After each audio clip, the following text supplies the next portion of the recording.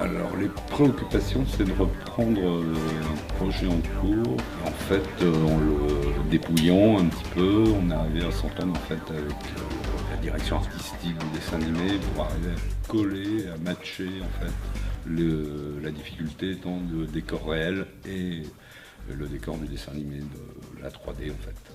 En tout, il y a le décor principal du laboratoire qui a 3 versions différentes.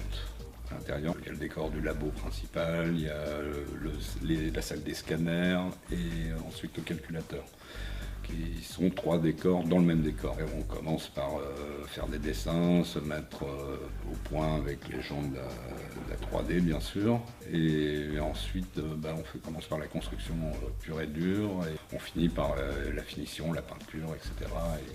Évidemment, on a une construction bois de base, bien aussi un petit peu de métal, un petit peu de plastique, etc. Pas mal de matériaux de récupération, effectivement, qu'on a récupéré pas mal de tuyauterie, de choses comme ça, qu'on a retransformé, repeint, repatiné. Et évidemment, la peinture, de la finition. Les contraintes, c'était de trouver la bonne dimension spatiale, en fait, par rapport au format de l'image, etc. Mais une fois que c'était fait, bon, on a beaucoup d'angles cassés, donc au niveau de la difficulté de construire, c'est de pouvoir ajuster tous ces faux angles, tout est un petit peu penché, donc ça a été la principale contrainte majeure.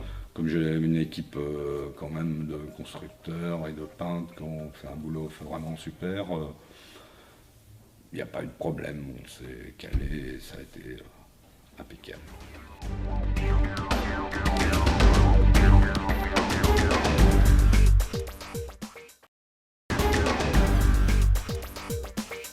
Dès le début, il a fallu s'accorder vraiment sur ce qu'on faisait en décor réel et en décor d'animation.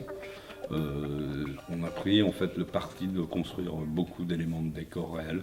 Évidemment, dans le décor de l'usine par exemple, on a construit une partie, au départ on devait juste avoir un ascenseur et tout se faisait sur fond vert, mais finalement avec la comédie qui est venue se rajouter, il a fallu quand même recréer une petite partie et le finir en fond vert sur les plans larges, en fait la base qu'il fallait recréer vraiment pour le décor du labo principalement. Donc là c'était un petit challenge parce que c'était assez compliqué finalement d'arriver à matcher l'ancienne version du dessin animé, se mettre d'accord en fait sur l'artistique. Le temps de construction, de réalisation, c'est en gros sur 2 mois, 8 semaines. Évidemment avant la préparation, on travaille pas mal avec Thomas au niveau des lumières pour se caler les choses impeccables. On a eu une relation très proche parce que lui a voulu faire des essais assez rapidement évidemment pour voir ce que ça pouvait donner à l'image et on travaille en permanence avec lui vu qu'il utilise des filtres particuliers, etc. Donc on est tout le temps en train de se poser des questions et de se donner des réponses ensemble. Voilà. Et avec Lucho aussi à la réalisation bien sûr. Je crois qu'en fait on a travaillé, c'est un travail d'équipe avec donc les réalisateurs de la 3D et on s'est entendu, on s'est ensemble, on a recherché ensemble les bonnes idées. Quand même, une contrainte c'est la technicité disons des choses donc qu'il a fallu mettre en place et donc ça a été en permanence en fait une collaboration. Je ne connaissais pas Code Lyoko, parce que c'est pas vraiment de ma génération, mais je me suis mis dans l'histoire assez rapidement parce que je trouvais de toute façon vraiment un challenge intéressant de réaliser ces décors. Ça valait vraiment le coup de se pencher, c'est vraiment original, c'est pas souvent on a l'occasion de faire des décors de science-fiction qu'on fait peu en France en fait, donc ça vaut le coup. Et chaque travail est différent, donc en fait l'expérience compte pour la mise en place générale des choses. C'est un produit particulier, donc en fait mon expérience est juste dans la gestion des équipes et tout ça, mais là il a fallu vraiment s'adapter. Moi j'avais jamais travaillé vraiment avec la 3D aussi poussée finalement.